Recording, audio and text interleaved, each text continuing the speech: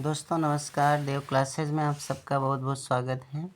आज हम लोग पढ़ेंगे राष्ट्रीय एवं अंतर्राष्ट्रीय करंट अफेयर्स के परिदृश्य को, और मैं इसे आर ओ के लिए विशेष तौर पे बना रहा हूँ। और हम लोग यहाँ उत्कर्ष प्रकाशन की बुक का यूज़ कर रहे हैं, ठीक है। तो उसको हम लोग देखते हैं, और इसी 4 से 5 वीडियो में मैं राष्ट्रीय एवं अंतर्राष्ट्रीय परिदृश्य को बनाऊंगा। उसके बाद हम लोग आर्थिक परिदृश्य को देखेंगे। तो चलिए देखते हैं, और इस पे अगर आपको जो कुछ सुझाव देना हो तो उसे ज़रूर बताएं। पहला हम लोगों का है केंद्रीय गुप्तचर प्रशिक्षण संस्थान।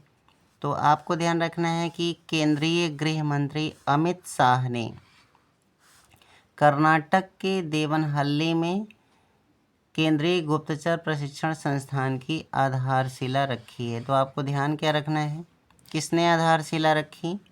अमित शाह जी ने। और कहाँ पर रखी? कर्नाटक के देवनहल्ली में। अब इसके बारे में और जानते हैं। वर्तमान में जयपुर, चंडीगढ़, हैदराबाद, गाजियाबाद और कोलकाता में 5 केंद्रीय गुप्तचर प्रशिक्षण संस्थान हैं, ठीक। अगला हमारा है जुआरी ब्रिज के बारे में। ये गोवा में बना है। तो सबसे पहले तो यही ध्यान रखना है कि जुआरी ब्रिज कहाँ पे है? गोवा में। केंद्रीय सड़क परिवहन मंत्री नितिन गडकरी ने गोवा में भारत के दूसरे सबसे लंबी केबल वाले, ये ध्यान रखेंगे, केबल वाले 8 लेन का जुआरी ब्रिज का उद्घाटन किया। किसने किया? केंद्रीय मंत्री नितिन गडकरी ने। यह 640 मीटर लंबा पुल है और 13.20 किलोमीटर तक लंबी सड़कें हैं, ठीक। देश का सबसे लंबा केबल ब्रिज गुजरात के भरूच में नर्मदा नदी पर बना है, ठीक है। इसके बाद अगला हम लोगों का है ब्रिटिश इंडियन आर्मी स्मारक। तो आपको ध्यान रखना है कि दोनों विश्व युद्धों में ब्रिटिश सेना में 40 लाख से अधिक भारतीय सैनिकों की सेवा और बलिदान को मान्यता देने के लिए स्कॉटलैंड के ग्लासगो शहर में एक स्मारक बनाने की योजना को मंजूरी दी गई है। अगला है ई स्पोर्ट्स, इलेक्ट्रॉनिक स्पोर्ट्स। अब आप जानते हैं भारत सरकार ने युवा मामले और खेल मंत्रालय के तहत अधिक तौर पर बहु खेल आयोजनों के एक भाग के रूप में ई स्पोर्ट्स को या इलेक्ट्रॉनिक स्पोर्ट्स को मान्यता प्रदान की है, ठीक। इसके अलावा बर्मिंघम में आयोजित पहली कॉमनवेल्थ में ई स्पोर्ट चैंपियनशिप में न्यूजीलैंड को हराकर इंडिया ने ब्रांज मेडल जीता था। ये भी ध्यान रखने की बात है।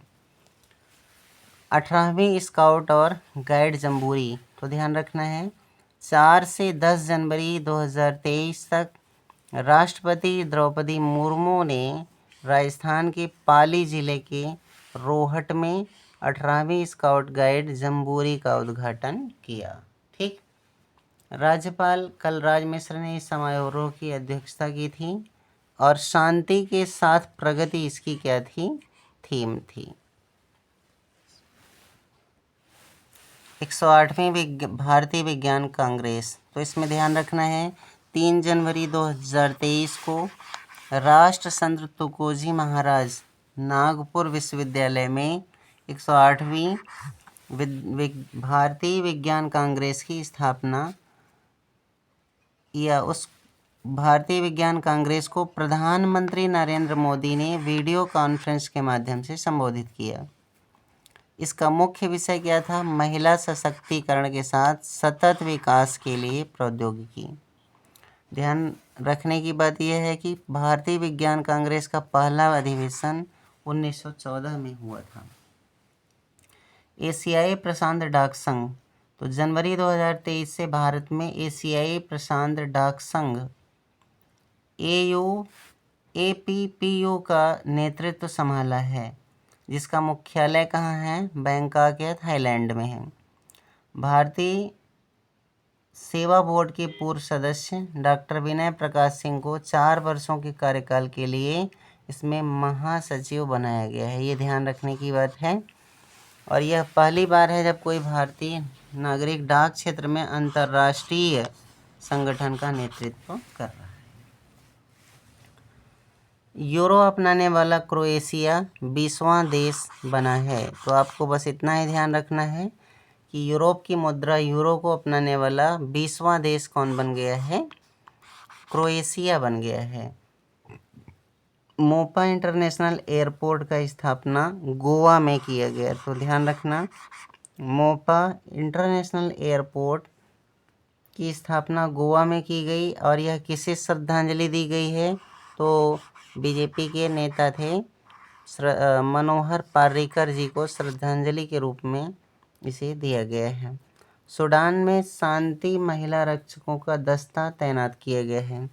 तो भारत सूडान में संयुक्त राष्ट्र मिशन के लिए दूसरी बार शांति महिला रक्षकों का दस्ता तैनात किया गया